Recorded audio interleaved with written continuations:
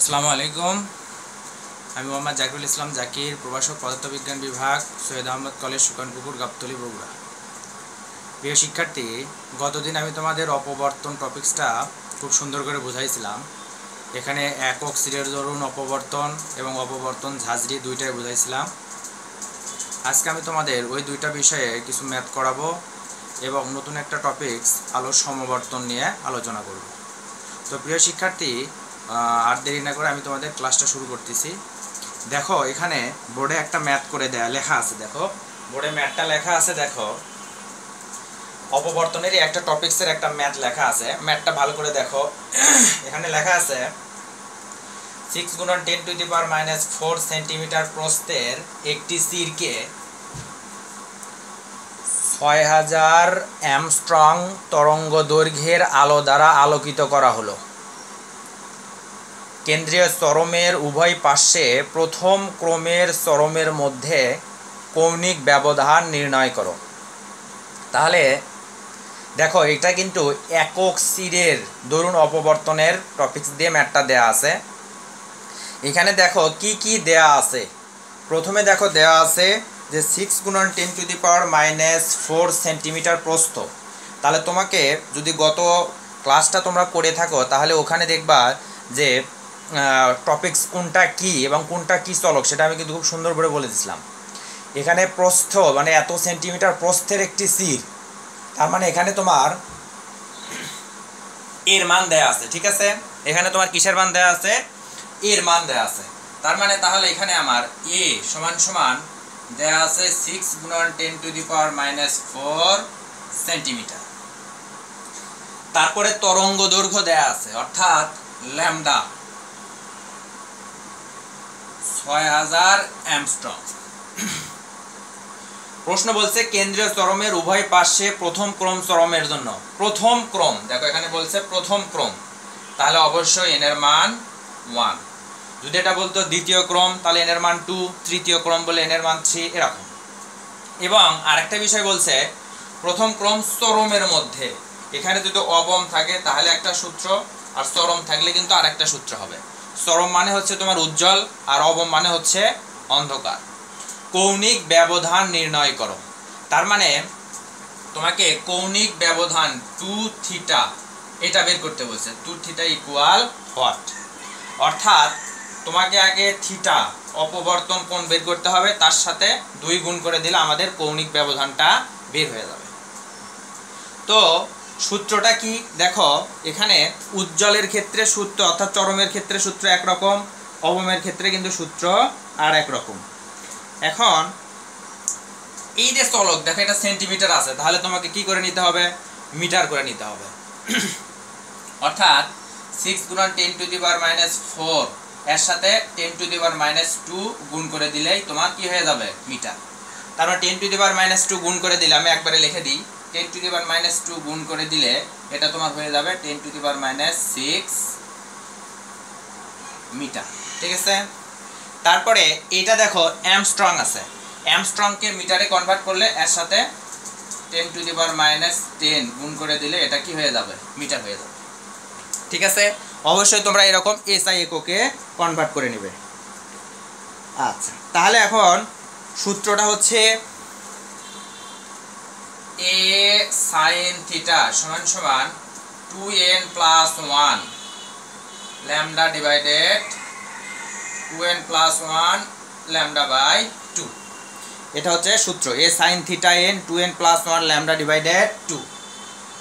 তাহলে তোমাকে বের করতে বলছে কি, এখানে তোমাকে যেহেতু কৌণিক ব্যবধান বের করতে বলছে অর্থাৎ 2θ, তাহলে আগে তোমাকে থিটা বের করে নিতে হবে।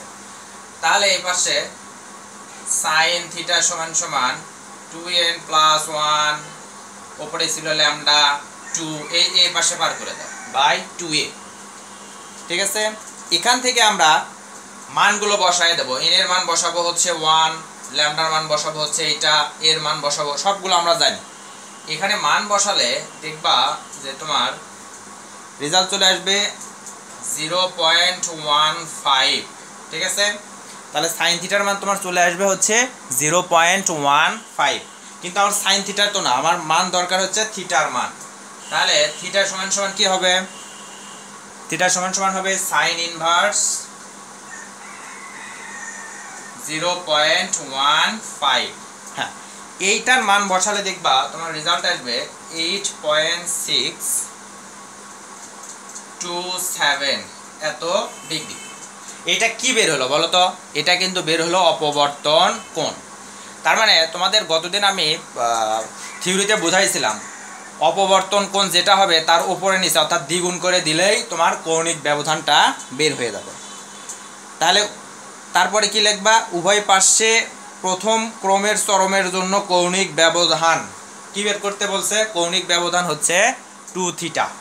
অতএব কৌণিক ব্যবধান, আমি আর ভাষা লিখলাম না, তোমরা লিখে নিও কৌণিক ব্যবধান। তাহলে কত হচ্ছে এটা আমি ধরে নিলাম, কৌণিক ব্যবধানটা আমি ধরে নিলাম থিটা প্রাইম সমান সমান 2 থিটা। ঠিক আছে, কৌণিক ব্যবধান থিটা সমান সমান কত? 2 থিটা। অর্থাৎ এর সাথে শুধুমাত্র 2 গুণ করে দাও, 2 গুণন 8.627, 2 গুণন 8.627। ঠিক আছে, তাহলে এইটা ক্যালকুলেশন করলে তোমার রেজাল্ট আসবে 17.25। ঠিক আছে, আচ্ছা 17.25 ডিগ্রি। হ্যাঁ, অবশ্যই ডিগ্রি দেবা, 17.25 ডিগ্রি। তাহলে ম্যাথটা তোমরা আশা করছি বুঝতে পারছো। হ্যাঁ, তোমাদের পরীক্ষায় এখান থেকে কি ভাবে আসতে পারে, তোমাকে প্রথমে বলে দিতে পারে এখানে কৌণিক ব্যবধান না, তোমাকে বললো যে অপবর্তন কোণ নির্ণয় করো, তাহলে কিন্তু এইটুকু বের করলেই হবে, থিটা সমান সমান 8.627 ডিগ্রি। যদি বলে কৌণিক ব্যবধান বের করো, তাহলে এর সাথে 2 গুণ করে দিলেই তোমার কৌণিক ব্যবধান বের হয়ে যাবে। অবশ্যই কিন্তু ডিগ্রি দেবা। তারপরে এখান থেকে আর কি বের করতে বলতে পারে, তোমার সব তথ্য দিয়ে দিল, তোমাকে বললো যে ল্যামডা বের করো, হ্যাঁ বের করা যাবে। তোমাকে যদি বলে যে ক্রম এন এর মানটাই বের করো, বের করা যাবে। আচ্ছা, এখন দেখো এই জায়গাটাতে সেম ম্যাথ, তোমাকে যদি খালি বলে যে কেন্দ্রীয় চরমের উভয় পার্শ্বে প্রথম ক্রমের চরমের মধ্যে না, তোমাকে বললো অবমের মধ্যে কৌণিক ব্যবধান নির্ণয় করো, চরম না, তোমাকে জাস্ট খালি বলে দিল অবমের মধ্যে কৌণিক ব্যবধান নির্ণয় করো, তাহলে ম্যাথটা কিন্তু এইরকমই হবে। তথ্য যা দেওয়া আছে সব এক, এন এর মানও 1 দেওয়া আছে, তোমাকে বলছে কৌণিক ব্যবধান, তাহলে কিন্তু তোমার সূত্রটা চেঞ্জ হয়ে যাবে। অবমের ক্ষেত্রে সূত্র কিন্তু a sine theta equal n lambda, অর্থাৎ একইভাবে ম্যাথ করতে হবে, শুধু সূত্রটা তোমার চেঞ্জ হয়ে যাবে। তোমার সূত্র হবে, অবমের সূত্র হচ্ছে a sine theta equal to n lambda. ঠিক আছে, এখন এখান থেকে তোমার কি বের করে নিতে হবে? A sine theta equal n lambda. তারপরে তোমার এখান থেকে থিটার মান বের করে নেবা, একই থিম দিয়ে sine theta equal to n lambda by a. তারপরে এখান থেকে থিটা সমান সমান, এখান থেকে সাইন থিটা বের হবে, সাইন থিটা সমান সমান সাইন ইনভার্স এখানে যা বের হবে এখান থেকে থিটা বের হবে, সেই থিটাকে আবার 2 থিটা দিয়ে গুণ করে 2 গুণ করে দিলেই তোমাদের কৌণিক ব্যবধান বের হয়ে যাবে। তো প্রিয় শিক্ষার্থী, অপবর্তনের এই একক স্থিরের দরুন অপবর্তনের মোটামুটি এইটাই থিম, এই টাইপেরই ম্যাথ পরীক্ষায় আসে। তোমরা বোর্ডের দেখবা যে বোর্ডেও এরকম অনেক টাইপের ম্যাথ এই তথ্য দিয়ে বোর্ডে ম্যাথ আসছে।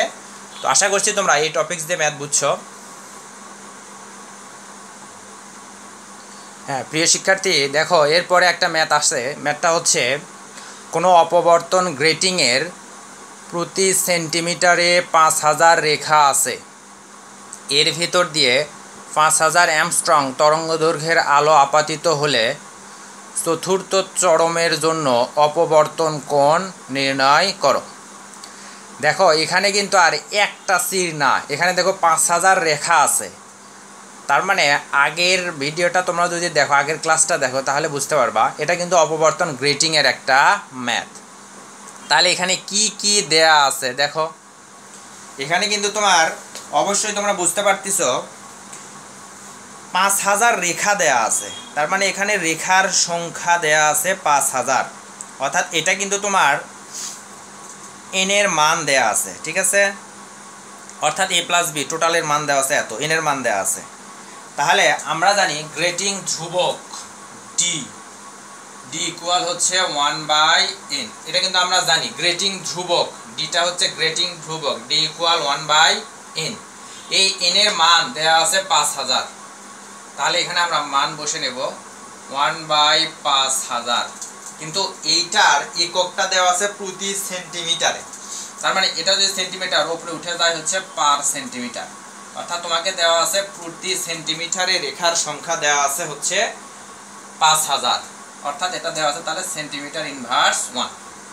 এখন কথা হচ্ছে যে এটা যেহেতু সেন্টিমিটারে দেওয়া আছে তাহলে অবশ্যই তোমাকে এটা মিটারে কনভার্ট করে নিতে হবে, অর্থাৎ তাহলে সেন্টিমিটার আছে এটাকে তোমাকে কিসে কনভার্ট করে নিতে হবে, মিটারে। আচ্ছা এখন দেখো ঝালর ক্রম অর্থাৎ ইনের মান দেয়া আছে চতুর্থ ক্রমের জন্য, চতুর্থ ক্রম, তাহলে এখানে তোমার ইনের মান দেওয়া আছে হচ্ছে 4, আর ল্যামডা তো জানোই দেওয়া আছে হচ্ছে 5000 অ্যামস্ট্রং। তাহলে অ্যামস্ট্রংকে মিটার করে নিলে কত হবে, এর সাথে 10⁻⁻10 দিয়ে গুণ করে দেবা, তাহলে এটা কি হয়ে যাবে, মিটার হয়ে যাবে। আচ্ছা এখন দেখো এই জায়গাটাতে তোমাকে বুঝতে হবে প্রতি সেন্টিমিটারে, অর্থাৎ এটা একটু কারেকশন করতে হবে, এই এন এর মান এটাই দেওয়া আছে সেন্টিমিটার ইনভার্স 1, এন এর মান 5000 সেন্টিমিটার ইনভার্স 1, তাহলে এটা যদি উপরে উঠে যায় তাহলে এর ডি এককটা কি হবে, ডি এককটা কিন্তু হবে সেন্টিমিটার, হ্যাঁ সেন্টিমিটার। এখন এটাকে যদি তুমি মিটারে কনভার্ট করো তাহলে তোমার সেন্টিমিটার মিটার করলে কি হবে,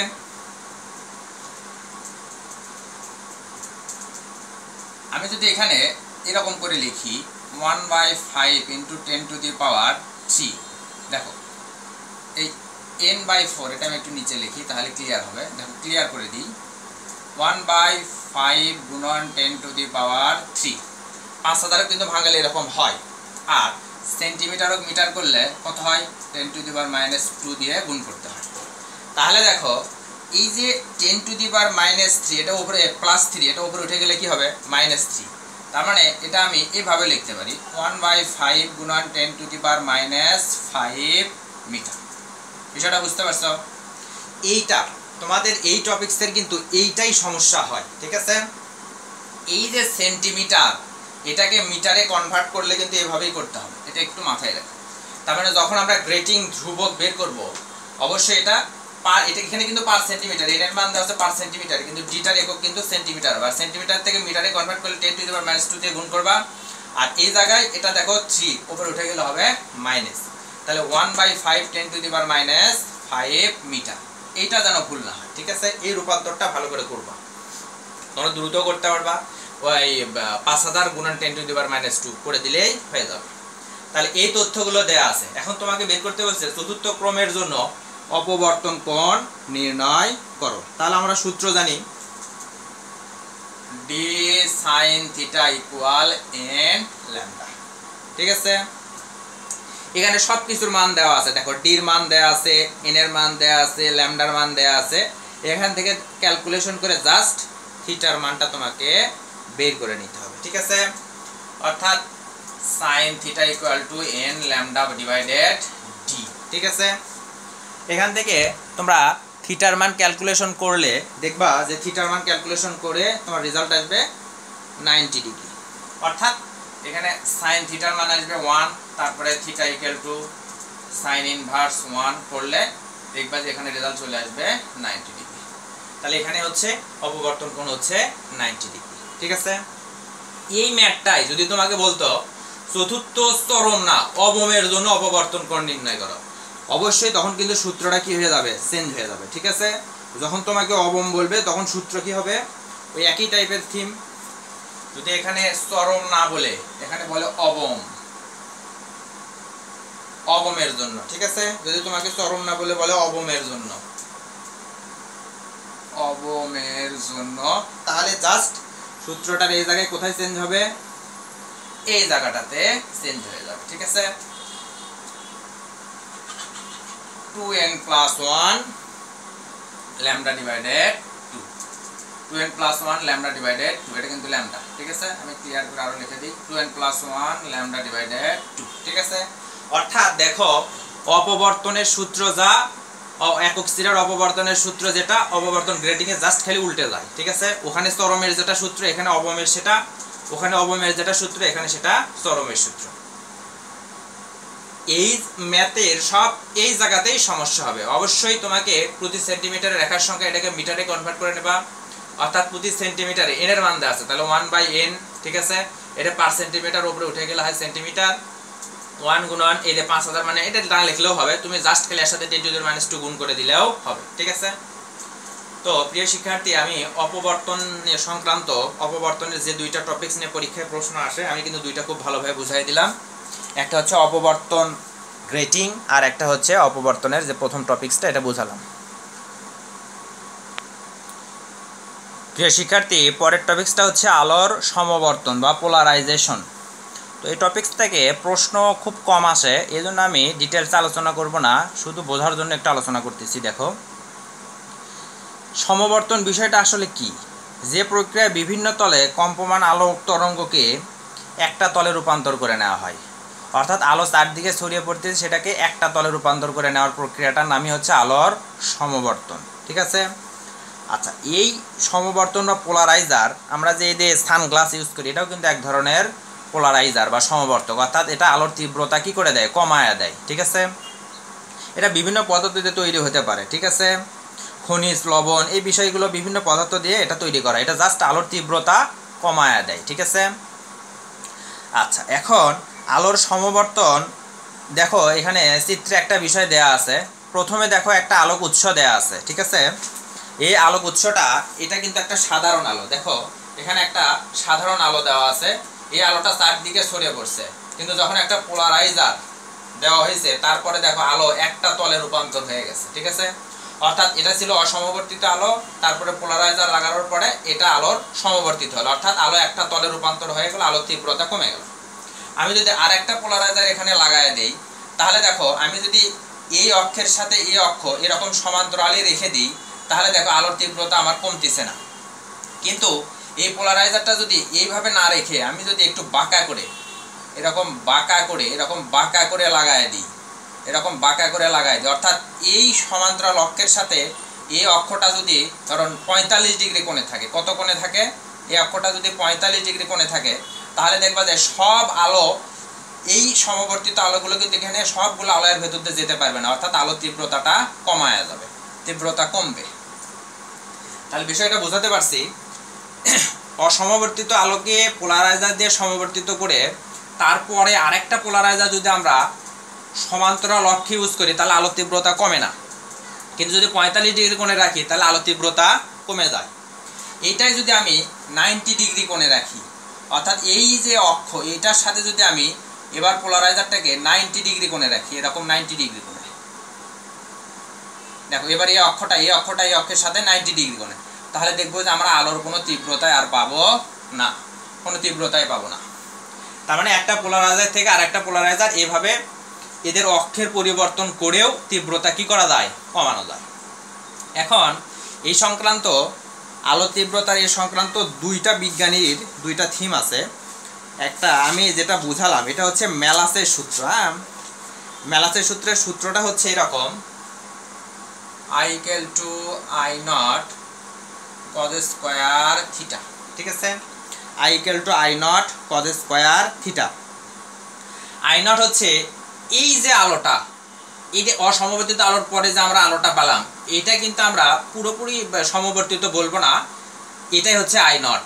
অর্থাৎ I0টা হচ্ছে পোলারাইডারের পরে আপতিত আলোর তীব্রতা, আর এই থিটাটা হচ্ছে তোমার সমবর্তক ও বিশ্লেষকের নিঃসরণ তলের মধ্যবর্তী কোণ, অর্থাৎ আপাতিত সমবর্তক ও নিঃসরণ তলের মধ্যবর্তী কোণ। আরো যদি ক্লিয়ার বলি, পোলারাইডের সমবর্তন অক্ষ ও আপাতিত আলোর সমবর্তন সমতলের মধ্যবর্তী কোণ, ঠিক আছে। আর আইপি হচ্ছে আমরা যেটা বের করব সেইটা হচ্ছে আই, এই যে আই। তাহলে এ I0 হচ্ছে অসমবর্তিত আলো বলা হয়, ঠিক আছে, প্রথম ক্ষেত্রে, আর আই হচ্ছে পরের ক্ষেত্রে আলোর তীব্রতা। I = I0 cos square theta. তাহলে এখানে I0 পরীক্ষা দেওয়া থাকে, থিটার মান দেওয়া থাকবে, আই বের করব, ঠিক আছে। এটা হচ্ছে ম্যালাসের সূত্র। আর একটা সূত্র আছে, সেটা হচ্ছে বুস্টারস ল। বুস্টারের একটা সূত্র আছে, সেটা হচ্ছে μ = tan θ p, Brewster's law. Mu equal tan theta p, mu equal tan theta p. বিজ্ঞানী বুস্টার্স বলছে এই যে থিটা পি এটা হচ্ছে সমবর্তন কোণ, আর মিউ আমরা জানি প্রতিসরণাঙ্ক। বুস্টার্স ল, বিজ্ঞানী বুস্টার্স বলছে সমবর্তন কোণের ট্যানজেন্টের সংখ্যাগতভাবে প্রতিফলক মাধ্যমের প্রতিসরণাঙ্কের সমান। সমবর্তন কোণের ট্যানজেন্ট সংখ্যাগতভাবে প্রতিফলক মাধ্যমের প্রতিসরণাঙ্কের সমান। তাহলে mu equal tan theta P, এখানে থিটা পি হচ্ছে সমবর্তন কোণ, মিউ হচ্ছে প্রতিসরণাঙ্ক।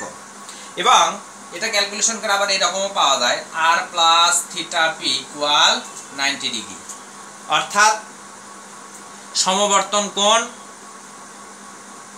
এবং প্রতিসরণ কোণ এই দুইটার সমষ্টি হচ্ছে 90 ডিগ্রি। হ্যাঁ, আমরা এটা 9 10এও পড়ছি, আপাতন কোণ প্রতিফলন কোণ এরকম। সমবর্তন কোণ এবং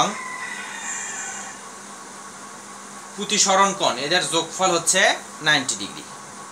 তো প্রিয় শিক্ষার্থী, এই দুইটা সূত্র থেকে I equal I naught cos square theta, mu equal tan theta P R R plus theta P equal 90 degree, মোটামুটি এই তিনটা সূত্র থেকেই সমবর্তনের ম্যাথ আসে। যদিও পরীক্ষায় এ পর্যন্ত আসে নাই, তারপরে তোমাদের আমি বিষয়টা একটু ধারণা দিলাম। তো প্রিয় শিক্ষার্থী, আজ এ পর্যন্তই। সবাই ভালো থেকো, সুস্থ থেকো, আল্লাহ হাফেজ। তো এই অধ্যায়টা মোটামুটি কিন্তু শেষ, মোটামুটি সব টপিকস আমি তোমাদের আলোচনা করলাম। তো সবাই ভালো থাকো, আল্লাহ হাফেজ।